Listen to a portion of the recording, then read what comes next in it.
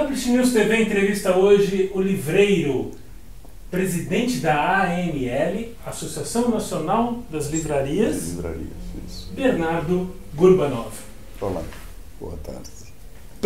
Eu ia falar assim, antes do livreiro, como eu estava pensando em como apresentá-lo, eu ia falar o presidente da Associação Nacional das Livrarias. Eu falei, não, mas isso a gente não é, a gente ocupa por um momento e tal. E mesmo dizer o livreiro, eu estou dizendo pouco de você, não estou?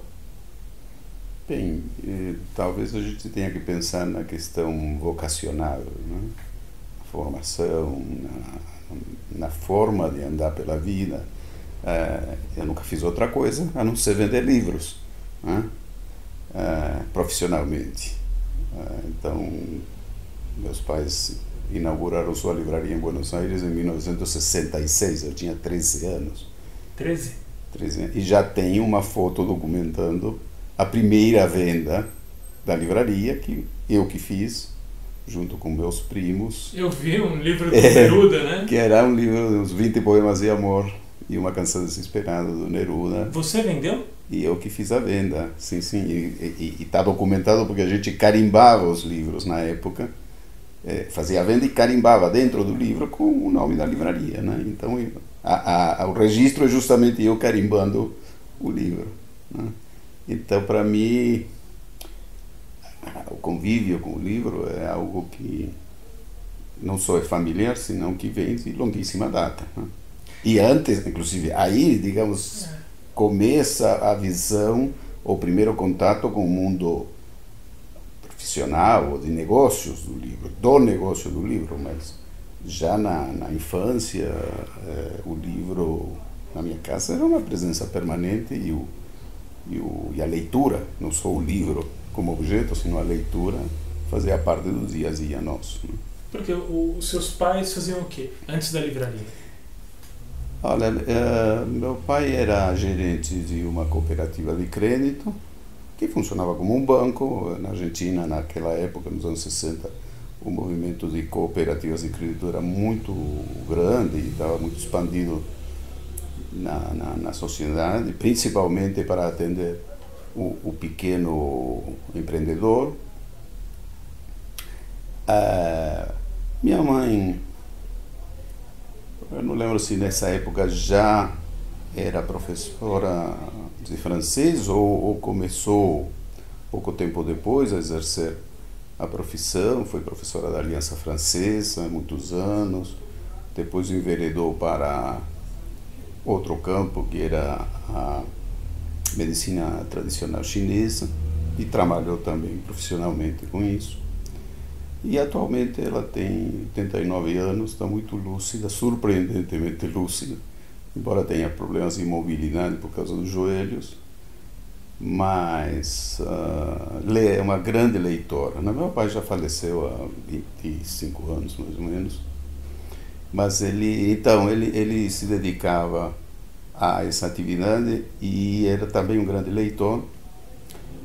E conta a lenda familiar de que uma das lendas familiares é que chegou uma hora que meu pai disse: bom, eu compro tanto livro que eu preciso dar um jeito de comprar mais barato, né? E foi assim que montou a livraria para conseguir os descontos como livreiro, né? Enfim, outra das lendas é que ele ganhou um dinheiro e em parte ou recebeu em parte de pagamento uma loja. Foi isso, recebeu em parte de pagamento uma loja e perguntou para minha mãe se ela queria uma boutique ou uma livraria, e minha mãe optou pela livraria e aí começaram com a livraria, né? Então há controvérsias na história familiar. Então, se ser livreiro o define, como você define o que é ser livreiro? Bom, acho que nós temos que fazer uma viagem no tempo para encontrar ou lapidar uma definição sobre ser livreiro, porque inicialmente é um comerciante e, portanto, não é mais do que isso. Para a burocracia, é um comerciante. Não existe a profissão de livreiro, pelo menos nem aqui, nem na Argentina, em geral na América Latina, não existe a profissão de livreiro. Você não se forma em nenhuma instituição, não se gradua em nenhuma instituição para ser livreiro. Então, inicialmente, é um comerciante, porém, eu acho que a prática vai te mostrando, vai descobrindo, vai te permitindo entrar em contato com um mundo que é o mundo das letras, o mundo mais intelectual, o mundo da cultura, ao qual a livraria e o exercício da profissão está sempre vinculado, não? Ou seja, o grande desafio se trata de superar a mera compra e venda. Ou seja, o exercício comercial passa a ter um componente de intervenção cultural na vida da cidade ou do bairro, na comunidade. Meus pais, por exemplo, começaram a livraria com não só uma grande inauguração, senão com um concurso literário e com palestras. Então eu aprendi muito cedo, tive contato muito cedo com esse tipo de atividade, tanto é que já depois aqui no Brasil organizei N eventos, né? Centenas de eventos a partir da livraria, até um ciclo de cinema, cinema espanhol, em conjunto com o MIS e com o Ministério da Cultura da Espanha. Foi o primeiro ciclo dedicado a Almodóvar e a Bigas Luna. Né? Mas isso foi nos inícios dos anos 90, quando já estávamos na Avenida Rebouças, porque inicialmente não era livraria, era uma distribuidora, importadora e distribuidora. Mas voltando às tentativas de definição, com o exercício desta prática, você vai entendendo que há uma perspectiva necessária que é lindante, muito próxima com a docência, né? Que é o livreiro prescritor. É o livreiro que não só tenta se converter num interlocutor válido para o cliente, para o leitor, como ele é um transmissor de conhecimentos, né? Ou de informação, ao mesmo tempo que recebe também. Então se estabelece com o cliente um tipo de vínculo que eu entendo e defendo como um canal de fidelização muito mais rico, muito melhor que o estímulo pavloviano, né? Que ficou tão consagrado pelos marqueteiros de plantão, no qual você tinha que dar e tem que dar uma recompensa para fidelizar o cliente, né?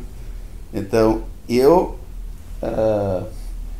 não deixo de reconhecer o mérito financeiro, econômico financeiro desse comportamento, desse estímulo, porém defendo e cada vez mais a ação que estabeleça um canal de comunicação entre o livreiro e o cliente, de conteúdos e de identificações mútuas. Mas que eu acho que tem mais valor, embora de repente não gere necessariamente mais dinheiro, mas para mim, como pessoa e como profissional, não só me satisfaz, senão que não abdico dessa postura, dessa conduta e desses valores, que são os valores da formação humana. Parece que os destinos do mercado parece que concordam com essa sua visão, né? Porque coincidentemente ou não, quando as grandes lojas perderam essa característica de formar vendedores e livreiros, como a cultura teve, parece que a coisa se perdeu ao mesmo tempo, né? Talvez eu não estou apontando isso como causa, mas enfim, é uma característica também desse momento, não é? Sim, eu chamo isso de um retorno às origens, né? Uma vez que entra em colapso o modelo que nos anos 80 foi, e 90, ou parte dos 90, foi vitorioso, que foi as megalojas, os critérios de alta rotatividade, critérios de seleção de mercadoria que tem que ver justamente com a rotatividade e não necessariamente com o conteúdo. E as lojas se expandem digamos, se ampliam os espaços e se oferece ao leitor a possibilidade de ter mais estímulos no mesmo ambiente e, portanto, ele aumenta a sua permanência e, portanto, há uma grande chance de ele aumentar seu investimento, ou o chamado ticket médio das empresas aumenta.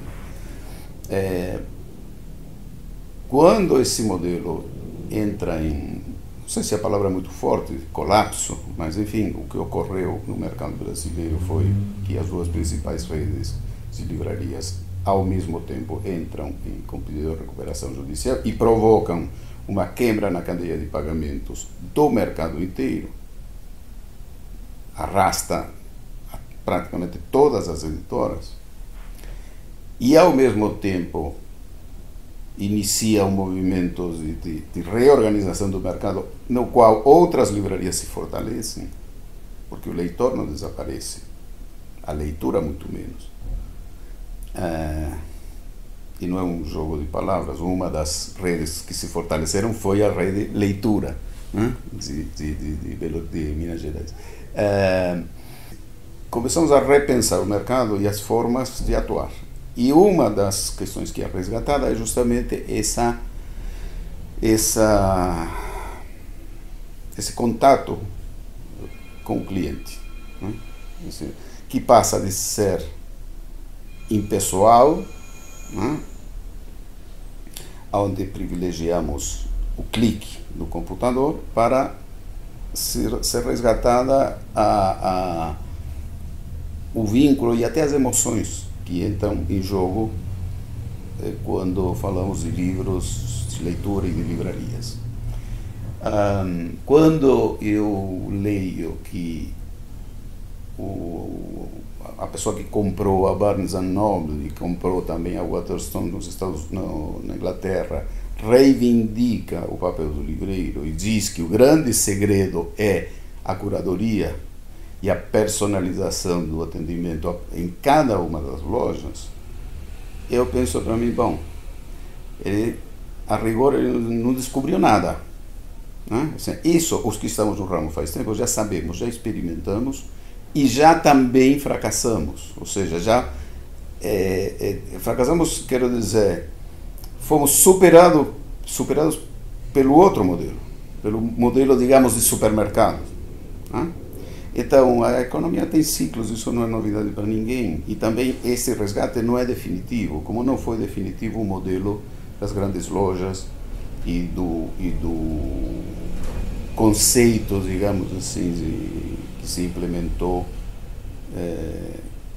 de filosofia de supermercado, né? Tanto é que foram contratados grandes executivos de outras áreas que nada tinham a ver com livraria.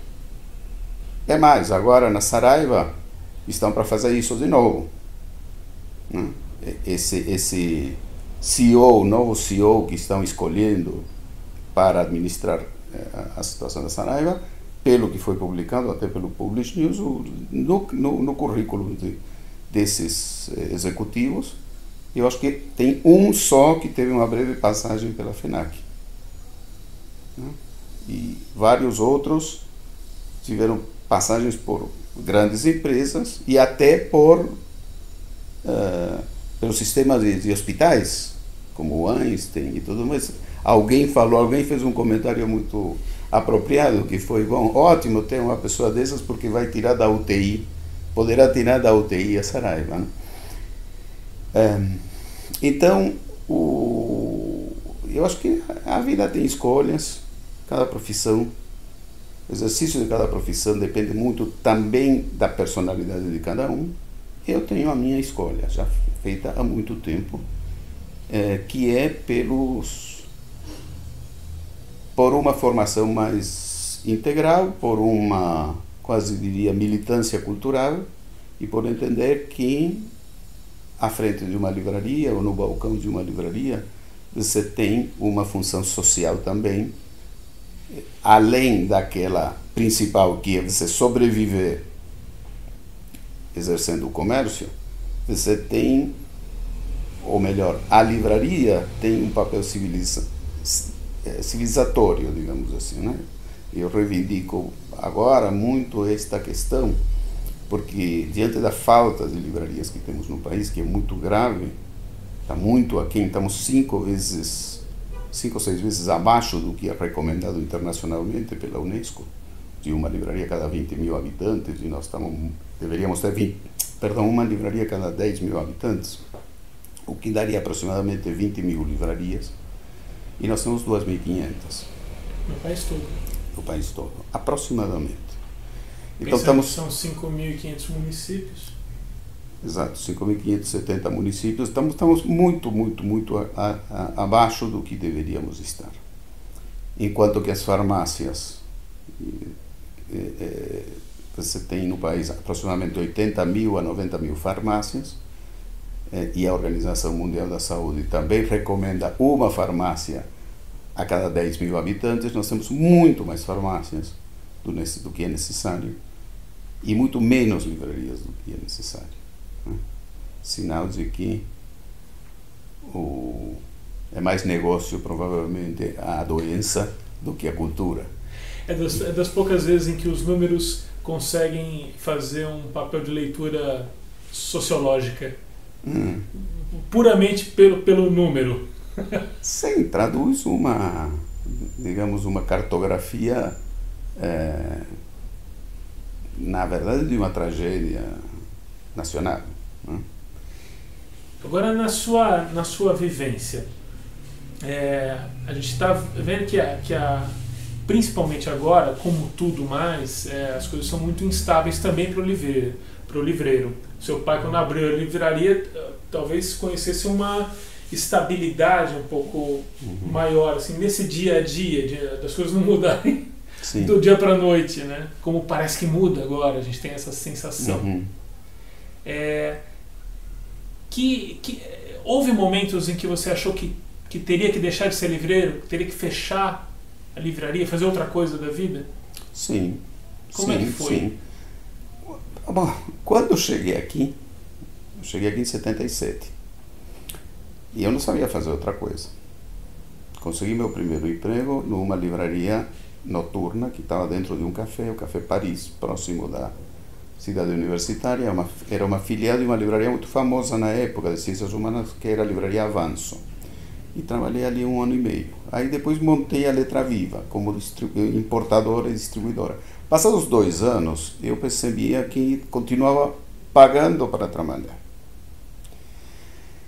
E no momento eu lembro que eu conversei com meu tio, que, enfim, a minha família me ajudou para me estabelecer aqui no Brasil. E eu disse, eu vou fechar, estou pagando para trabalhar, eu vou tentar fazer outra coisa. E ele me disse, não fecha. Deixa a porta aberta, que enquanto você estiver com o negócio em funcionamento, coisas podem acontecer. Simples. Conselho de tio, de pai, de alguém mais experiente. E eu fiz isso. E recentemente dei o mesmo conselho para uma pessoa. Que hoje eu dou consultorias também, além da livraria, dou consultorias. E não vou dizer, não vou dar nomes, mas eu lembrei desse conselho e passei para uma pessoa que depois me agradeceu, né? Então esse foi o momento. Houve vários momentos, porque a cada década nós temos uma mega crise nesses trópicos, né? Então esta última pegou muito forte, mas eu tive também que tomar uma decisão no sentido justamente de não fechar. Ou seja, quando estava todo digamos, caminhando e deixando claro que o negócio não é mais negócio, né? Eu tive de certa forma, a solidariedade de alguns clientes, e especialmente um que me acolheu com uma escola de ensino de espanhol, que me acolheu, me fez a proposta de, olha, sai da Rebouças, venha para cá. Então hoje funcionamos dentro de uma escola de ensino de espanhol, um showroom. Então passamos de uma casa na Avenida Rebouças com 4 vagas de garagem e 250 metros quadrados para um showroom.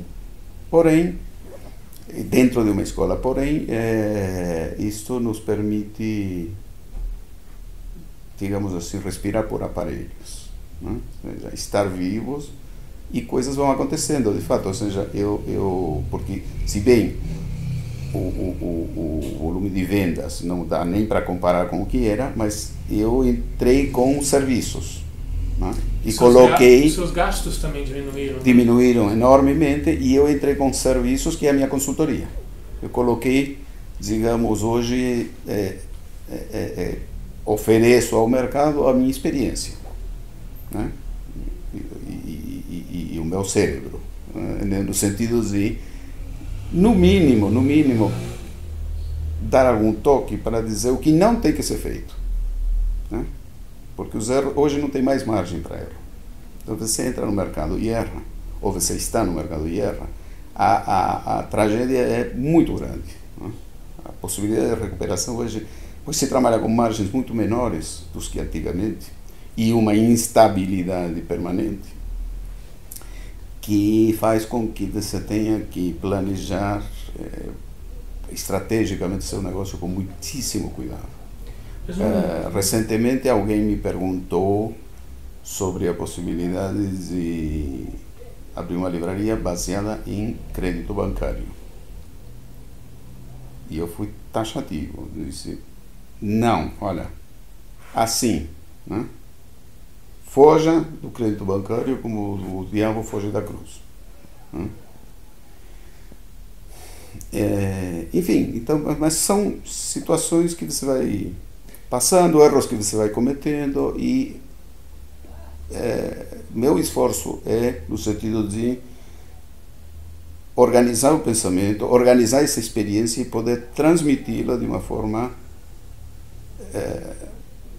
sistêmica, né? Mas o que você está transformando também aí eu imagino que tenha dor também, porque eu imagino que tem uma relação de amor com o que você faz, né? Sim, claro. Sim, tanto é que dizem que quem entra no ramo não sai, né? Você não consegue sair. Isso é um dos mitos do nosso ramo, mas de fato você vai desenvolvendo um tipo de amor muito particular, que envolve os sentidos também, os cheiros, os 5 sentidos, né? E você se envolve de tal forma que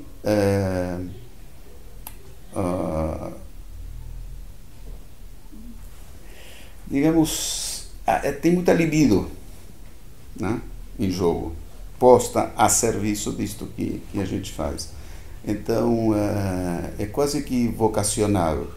Por isso eu comecei hoje a minha fala com esta questão vocacional, porque é algo que você quase que não consegue explicar muito bem, né? Da mesma forma, meu envolvimento com a política do livro, né? Ou seja, eu estou em instituições do livro já há muitos anos. Já participei mais de 20 anos na Câmara Brasileira do Livro, fui vice-presidente muitos anos, fui vice-presidente no GIA, que é o Grupo Ibero-Americano de Editores, com sede na Colômbia. Agora estou na presidência da ANL e participei do plano, fiz parte do comitê executivo do PNLL, o Plano Nacional do Livro da Leitura, que virou lei como PNLE. Somos campeões mundiais de siglas, né? Mas enfim, e é uma questão vocacional. Digamos, eu resolvi que a política, ou minha contribuição à cidadania, ao que eu entendo por civilização, seria dada a partir do meu campo de atuação profissional. E as instituições do nosso setor são os canais idôneos para isso, né? Então, quando eu digo, poxa, afinal, participei de um grupo de gente que ficou discutindo anos e anos e anos até conseguir a promulgação de uma lei federal, não é pouca coisa, né? Isso é uma intervenção na vida de um país. Uma intervenção para melhor, né? Dependerá dos governos a implementação, né? Mas, assim, é uma ação muito forte, porque interfere positivamente na vida de um país, né? A gente teve aqui o Castilho, já participou aqui da Publishing News, teve entrevista, e a pergunta que eu acho que eu tenho para te fazer é: quem tem sentado à mesa, se é que tem havido reunião, se é que tem havido conversa nessa bagunça que a gente está vivendo nesse momento, né, com as questões culturais, sobretudo, para discutir a regulamentação da Lei Castilho? Nesse momento não há interlocução.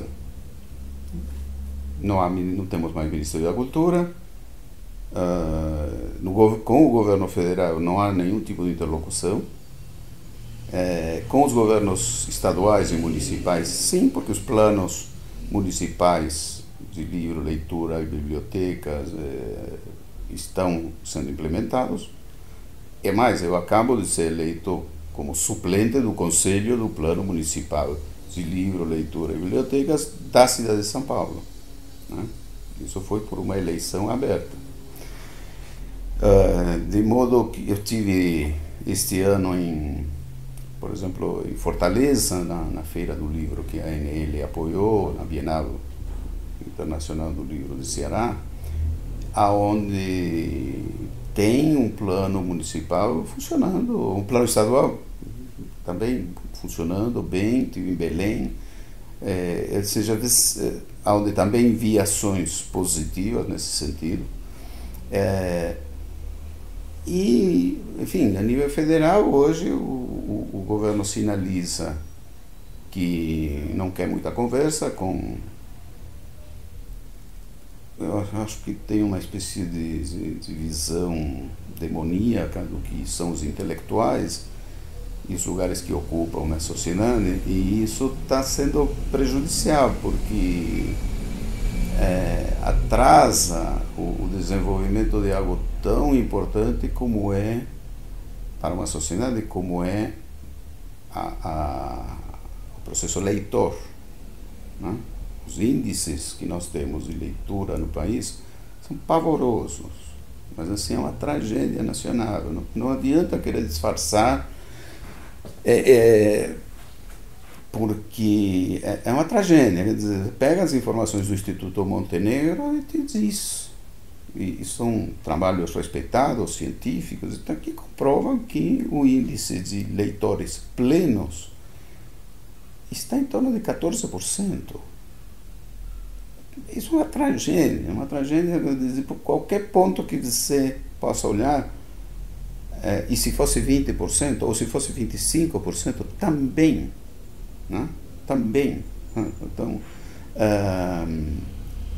por isso eu chamo de processo civilizatório, digamos assim, aonde a livraria, a editora também fazem parte, os autores, os ilustradores, todos os que estamos na chamada cadeia produtiva do livro, junto com os mediadores de leitura, participamos, né? Aliás, meu contato, os colegiados, eu também participei do colegiado de livro e leitura em Brasília e tal. Meu contato com os mediadores, com os bibliotecários, com os contadores de histórias foi muito importante para entender que o livreiro também é um mediador de leitura, né? Por isso também a docência. As instâncias de diálogo hoje estão dispersas, né? Tem alguns estados ou municípios onde funcionam melhor e outras onde simplesmente não funcionam, né?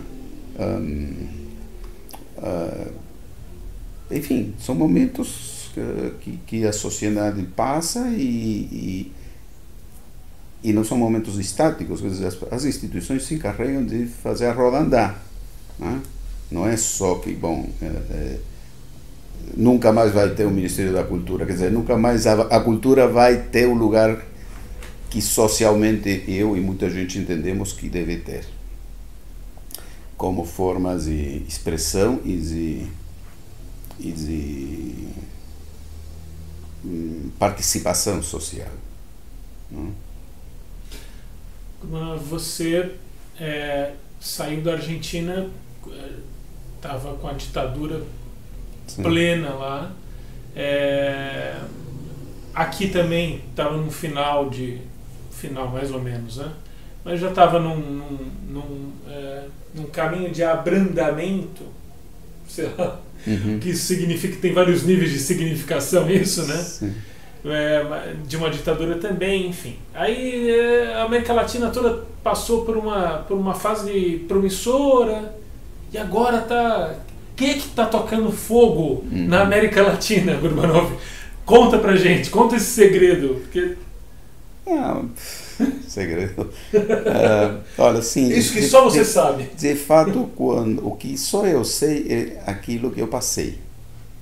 Quando eu saí da Argentina, foi para salvar a minha vida e da minha esposa. Literalmente. Foi por nada. Faltou nada.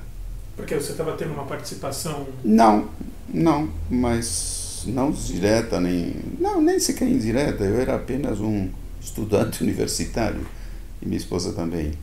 Mas, digamos, o que desencadeou nossa saída da Argentina, além de já ter amigos e conhecidos sequestrados e desaparecidos e tudo, mas foi o sequestro e desaparecimento de uma livreira amiga nossa, em comum.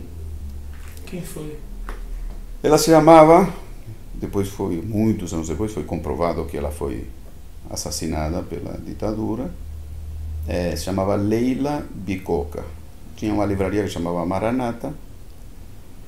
Quem quiser procurar na internet vai encontrar no jornal Página 12 de Argentina, de alguns anos atrás, página dupla com a história desta livreira e tudo o que aconteceu na prisão ilegal, que eu só fiquei sabendo também pelo jornal. E esta livreira, minha esposa era muito amiga dela e ajudavam a reunir alimentos e roupas para famílias de presos políticos na época. Esta mulher era quase uma freira. Ela era vinculada à igreja e fazia isso por humanidade, digamos assim, né? Acontece que o grau de digamos, de indiscriminação que atingiu a repressão ilegal naquela época foi de tal ordem que todo mundo era suspeito, né? Então bastava ser visto com alguém ou estar na agenda escrita, que na época nem sonhávamos com a internet, nem com o mundo virtual. Bastava ter uma pista que este aparato ilegal considerasse que oferecia algum perigo para a sociedade, que eles iam lá e sequestravam de uma forma cinematográfica, né? Previamente faziam um mapeamento com helicópteros, no dia seguinte ou dois depois chegavam, fechavam a região, se declarava a zona liberada, com vários carros e invadiam as casas, né? E, além do mais, destruíam o patrimônio das pessoas, roubavam coisas, enfim, digamos, procedimentos ilegais que chegaram até ao sequestro de crianças, né? Pelos quais estão até hoje pagando os causadores desse tipo de crime. Crianças nascidas em cativeiro, doadas ou dadas para famílias de militares. Como aconteceu com a Reumã. Enfim, a história, isso rende um capítulo muito longo, né? Mas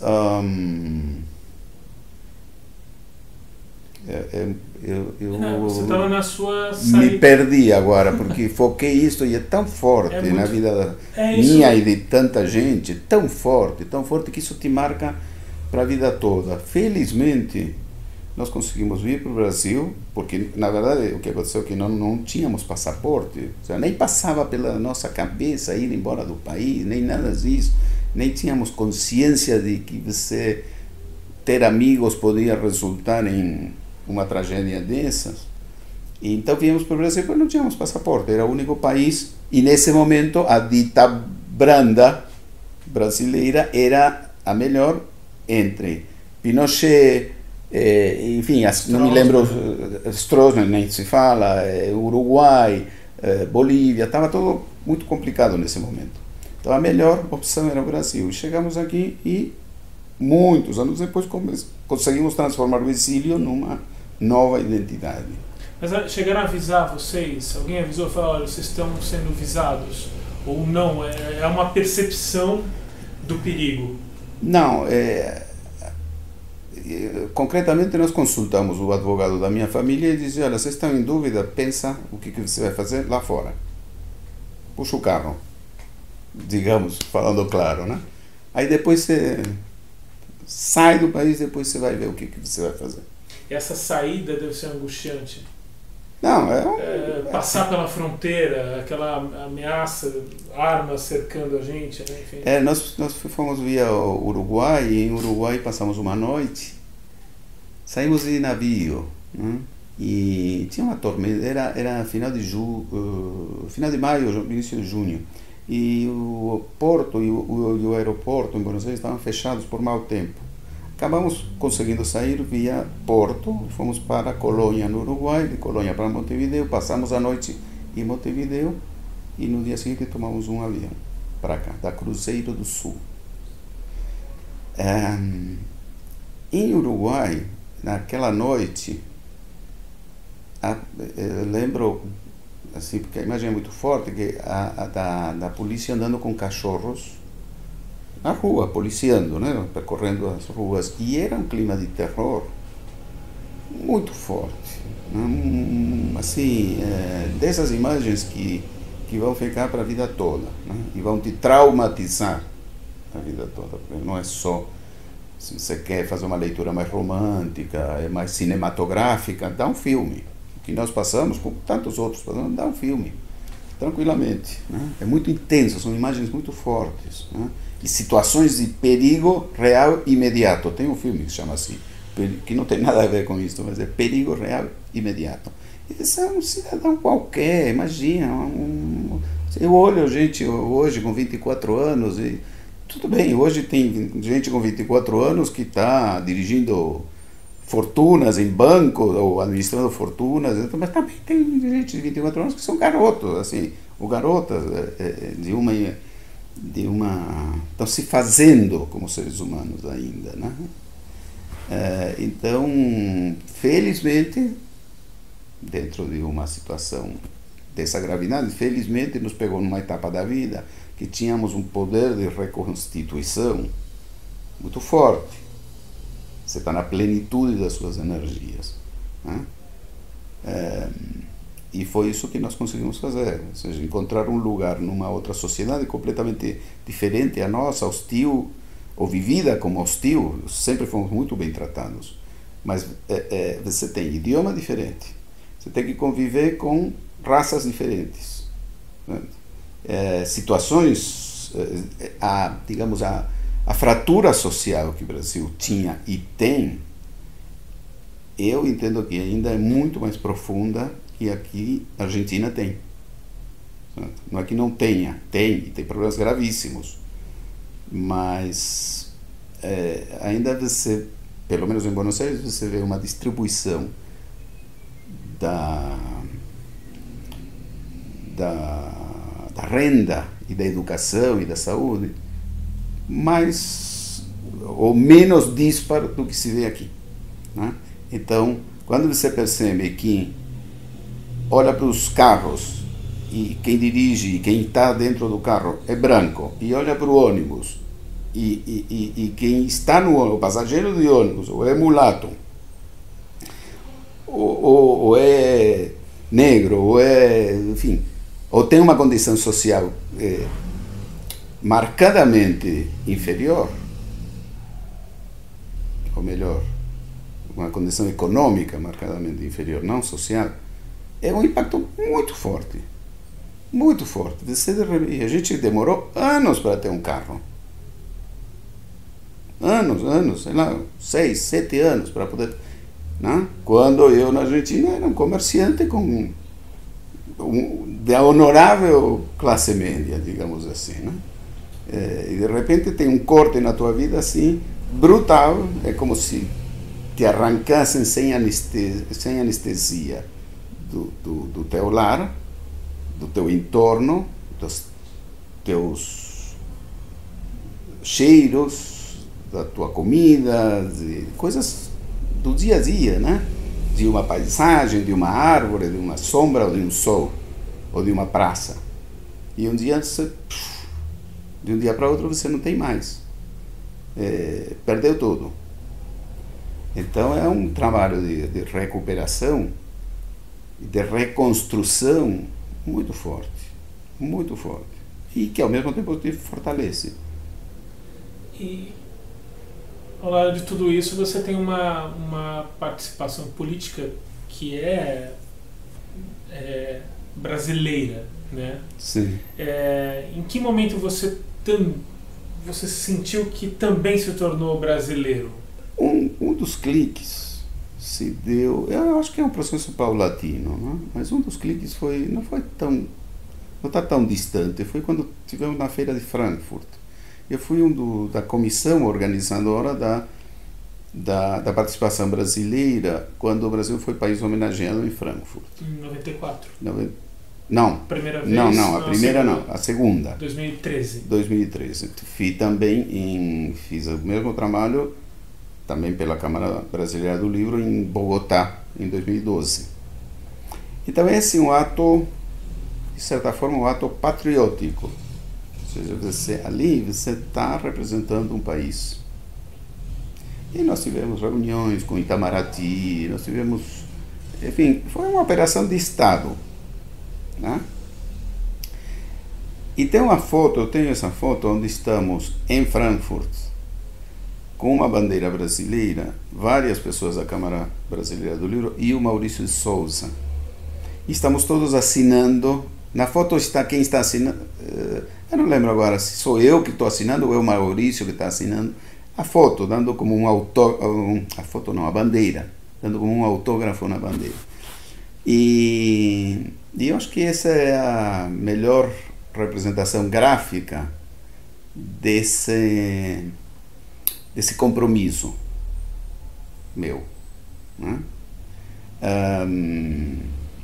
Me acontece que, inclusive no exterior, eu sou reconhecido, assim, todo mundo sabe que eu sou argentino, mas o meu reconhecimento profissional é pelo Brasil. Né? Este ano fui convidado pela Câmara Mexicana do Livro para dar uma palestra sobre políticas públicas. Que o México está em novo governo, mas à esquerda, isso foi em março, se vivia um clima mais ou menos parecido ao do primeiro governo Lula aqui, e eles acompanham o trabalho que nós fazemos de políticas públicas e o trabalho que foi feito em relação à livre leitura. E então me convidaram nesse caráter, não como argentino, senão como brasileiro, né? Como alguém que tem a trajetória e a dedicação para esse tipo de assuntos e que participou e conhece, testemunha de ações e às vezes protagonista de ações que tem como consequência a implementação de políticas de Estado. Né? Então, já nessa condição, não só para falar de políticas públicas, mas em geral para falar da experiência brasileira no mundo do livro, eu já dei palestras ou charlas, como dizemos em espanhol, em quase todos os países da América Latina. E em Frankfurt também, e na Espanha também, né? Quando se promulgou a lei que instalava o ensino, a oferta obrigatória de ensino de espanhol em todo o sistema público e privado brasileiro, eu fui dar um seminário na Espanha para editores espanhóis que estavam, claro, vendo o potencial deste mercado, assim, de uma forma com muita atenção. Tanto é que vários dos grupos espanhóis vieram para cá, né? Então, essa identidade brasileira também é muito forte, né? Menos quando tem jogo Brasil e Argentina de futebol.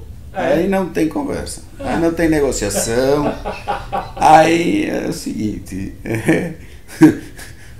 vira um bicho. Eu não vou falar de Maradona e Pelé aqui, mas vou falar de língua portuguesa. É confortável?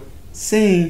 Você gosta? Gosto, é natural. Morre de saudade de falar? Não é que não. Eu tenho uma questão, eu cuido muito da, por chamar de alguma forma, da higiene entre os dois idiomas, porque são tão parecidos que se contaminam mutuamente. E quando eu vou para a Argentina, hoje já não falo o espanhol, o legítimo porteño, digamos assim, né? Você ficou um espanhol da década de 70, por isso? Não.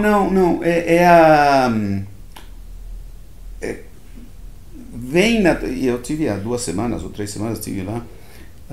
Vem naturalmente expressões brasileiras do português que eu tendo a traduzir para o espanhol. Isso está errado.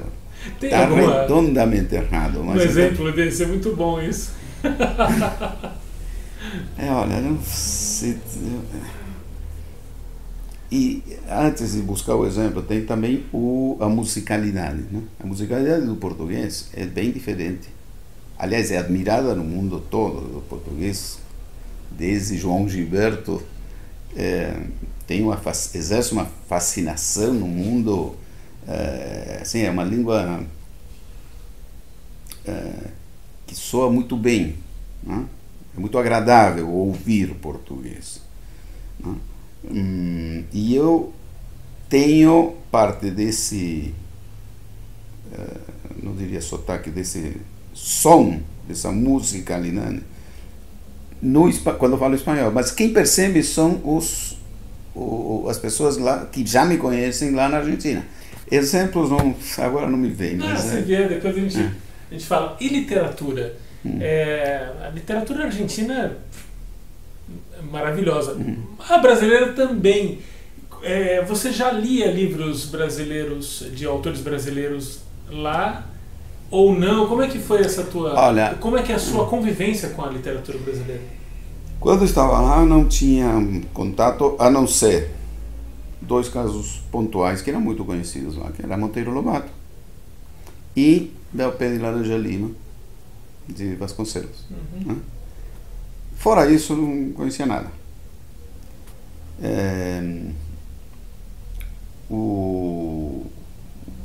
E também não tinha uma... sim, minto, e Jorge Amado. Né? Que era bastante conhecido também. Fora isso, não tinha, digamos, uma especial atenção com a literatura brasileira. Né? Também, devo dizer que não era, de muito jovem, segundo meu pai, que era um enciclopedista e intelectual assim, de alto nível, eu lia pouco. Né? Então, bons eram os tempos dele. Né? Mas isso é das gerações, né? É natural das gerações. Meu pai era um grande... Minha mãe também, mas meu pai mais, ou diferente, porque meu pai era mais voltado para a filosofia, para a literatura. Ele era escritor, publicou vários livros. O meu contato assim com a literatura brasileira veio depois, veio aqui, a descoberta, digamos assim, né? E outro digamos, aí já é um o que se chama de cantautor, lá na Argentina chamamos assim, ou na Espanha também, mas que fascinava muito, era o Vinícius de Moraes, né? A poesia dele era assim, arrasava. Talvez você viesse ajudar, porque eu sei que a Ediciones de la Flor publicou o livro do Vinícius lá, né? Sim. E ele ia muito com Toquinho e Maria Creuza. Eles faziam muitos shows, né? Então virou um culto a ele, assim, se apresentava num lugar chamado La Fusa, né? Enfim, então eram cultuados mesmo, né? E hoje tem um autor aqui do Brasil, um autor da Argentina que você tenha no seu altar, assim, que no lugar mais alto ou não? Olha, não posso sair dos lugares comuns no caso de Argentina. Borges eu descobri tarde, na verdade. Tinha muito preconceito com Borges na época que eu estava ainda na Argentina, porque era de direita, porque tinha feito declarações que foram entendidas como um apoio aos militares. Mas quando eu comecei a ler, e não que seja um grande conhecedor da obra de Borges, não é isso, mas quando eu comecei a ler e comecei a recomendar a leitura de Borges, eu cheguei a uma conclusão, que é o que eu sempre falo até hoje para os meus clientes. E eu não recomendo para qualquer pessoa, né? Tem que se dar alguns ingredientes que fazem com que essa pessoa esteja em condições de ler esse tipo de literatura. E eu digo assim, eu sempre recomendo o livro de Areia, que aliás é um personagem, um vendedor de livros, né? E eu digo assim, leia, releia, leia por uma terceira vez e depois não leia mais nada durante uma semana. Não pegue outro autor, não leia mais coisas, nem do Borges, nem de ninguém. Sabe por quê? Porque tudo vai parecer pouco. Tudo vai parecer insuficiente em termos de uso da linguagem, de construção de um cenário imaginário, né? Da delícia que é, pelo menos para mim, ler um texto de prosa de Borges, que ao mesmo tempo é um texto poético, né? É uma prosa poética. Então, eu já de bom tempo esta parte estou muito atento à construção da linguagem, à construção do discurso, ao uso das palavras, né? Ao aumento ou à descoberta do vocabulário. E Borges é um cara que não tem igual. Para mim, eu não conheço, não li, pelo menos em espanhol, não li algo nem sequer similar à forma com que ele constrói esses cenários linguísticos, né?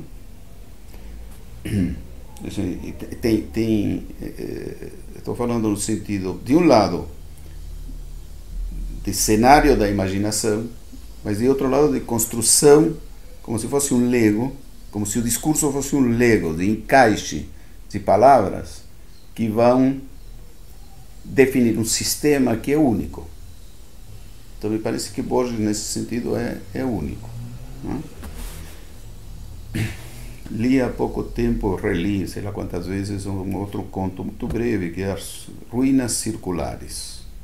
Recomendo. Não dá para explicar. Eu só recomendo, não dá para contar a história, né? Porque justamente o prazer está na descoberta desse texto, né? E da simbologia e do que ele consegue transmitir. É a comunhão da forma e conteúdo, né? É impressionante. No livro de areia, você não tem a impressão de que ele descobriu a internet em 73? Pode ser. Então, enfim, eu trouxe uma vez a Maria Kodama, organizamos um ciclo de palestras, isso nos anos 90, quando tinha inaugurado a livraria na Rebouças. Foi muito... também foi uma experiência muito forte, muito forte. Né?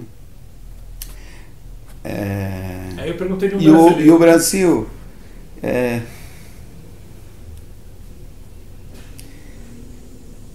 como um cara que eu gosto e também que me impactou muito foi o Rufato. E eu estava os dias do discurso do Rufato. Você também ficou bravo com ele ou você aplaudiu? Não, eu aplaudi. Eu estava lá. Porque muita gente ficou brava com ele, né? Sim, que roupa suja se lava em casa e etc, etc. Mas o que eu fiz? Fiz o que eu faço com o Borges. Releio. E reli o discurso muitas vezes e de vez em quando eu pego, por alguma circunstância, por exemplo, agora estamos falando disso, depois eu vou reler o discurso. Desgraçadamente atual, né? Claro, porque foi de uma precisão cirúrgica o que ele descreve com suas palavras. Né? Eu lembro que estava o Temer, não foi a Dilma que era presidente nesse momento, foi o Temer, que foi muito discreto, diga-se de passagem. E outro que talvez do ponto de vista literário me chega mais é o Atum, né? O Milton Ratum. Né? Enfim, não sei o que mais eu posso mencionar também, não preciso rasgar seda aqui, mas a Clarice Lispector, por exemplo, em termos de literatura mais psicológica também eu gosto, é difícil, é uma leitura difícil. Enfim, é por aí. Né? E eu sei que Jorge Amado é condenado por certos setores da intelectualidade, mas eu gosto. Leonardo te falou do Museu de Tudo? Sim, me falou. Eu tenho algo, só que pedi para o meu filho tirar uma foto porque esqueci de trazer. Mas eu vou fazer uma entrega simbólica. Tá bom. Pode ser? Pode. Depois eu mando... Tem duas entregas simbólicas aqui que não foram cumpridas, mas eu vou confiar. O princípio é da confiança. Tá. Mas eu trouxe a prova documental, que é a foto, que é justamente uma caneta feita ou encomendada por meu pai nos finais dos anos 70, depois que eu saí de Argentina, para brinde da livraria. Nossa, para brinde para os clientes. A livraria se chama... Sim, e agora eu vou comentar algo. O nome é Dante Alighieri. Né? Então, era o marketing dos anos 70. A livraria vendia muito livro escolar. Era uma época que ainda, e aqui também, que as livrarias vendiam o livro escolar. Né? Não havia interferências e manobras que até hoje ocorrem, que deixam de lado as livrarias, ou passam por cima das livrarias. Então, era o forte dessa livraria e de tantas outras. Eu acho que aqui, em toda a América Latina, funcionava dessa forma, né? Pelo menos do que eu conheço, livreiros que eu converso, era assim, né? O lugar de venda do livro didático era na livraria. Não era dentro da escola, não era direto da editora para os pais, né? Enfim, isso é um assunto extremamente importante porque é o sustento a coluna vertebral do negócio. Era, né? Sim, naquela época era, e hoje deixou de ser, e é um golpe, às vezes, mortal em cima das livrarias. É uma batalha nossa muito intensa para tentar recompor a organização do comércio do livro. A gente vem reivindicando, não só para o livro didático, mas principalmente para o livro didático, que o lugar de venda do livro é na livraria. Assim como o lugar de venda dos remédios é na farmácia. E por que a editora de livro didático não quer? Olha, eles têm seus problemas, eu não posso falar por eles. Mas argumentam com você alguma coisa? Eles argumentam que estão com muita dificuldade com a questão dos cursos estes que vendem o pacote inteiro, né? Eu não me lembro agora, apostilas, Sim. Tem perdido muito mercado, que, enfim, realmente não quero eu argumentar por eles, né? Em todo caso, mas é por aí. Em todo caso, seria bom conversar com eles diretamente. O fato é que do lado do livreiro é um dano que se faz à atividade comercial muito forte, muito forte. O que eu queria, já que estávamos falando na Dante Alighieri, vou te dar uma notícia aí a quem vai ver este vídeo em primeira mão. Este ano a livraria fechou. Depois de 52 anos, com loja própria, minha irmã, quem toca a livraria, resolveu fechar, porque já não compensava mais o esforço que estava fazendo. E, enfim, uma série de questões, até pessoais também. Ela é professora de dança, faz outras atividades, então se dedicou mais diretamente à docência. E resolveu fechar, e fechou. E vendeu a loja, e hoje faz outras coisas. Então, uma livraria que, com uma trajetória de 52 anos, 53 anos, loja própria, passaram 3 gerações, nos formamos como pessoas, não só vivemos e conseguimos nosso sustento, senão que nos formamos como seres humanos, acabou fechando por uma decisão dela, que eu apoio, e que não é mais do que o reflexo do andamento e da profundidade de uma crise que vem acontecendo com características particulares na Argentina, onde só este ano fecharam mais de 50 livrarias. Então, aquele mito de que tem mais livrarias em Buenos Aires do que no Brasil inteiro, o povo leitor, sim, o povo é leitor, de fato é leitor, mas o comércio do livro e a produção do livro este ano na Argentina sofreu, ou nos últimos anos, melhor dizendo, não este ano, sofreu uma queda tão violenta, mas tão violenta, assim, com redução de produção. Eu não quero exagerar, mas eu não me lembro agora de cabeça exatamente, mas aproximadamente 50% de queda na produção de livros na Argentina e, consequentemente, de venda também, que levou a muitas empresas a fecharem. E uma delas é a empresa da minha família. Então,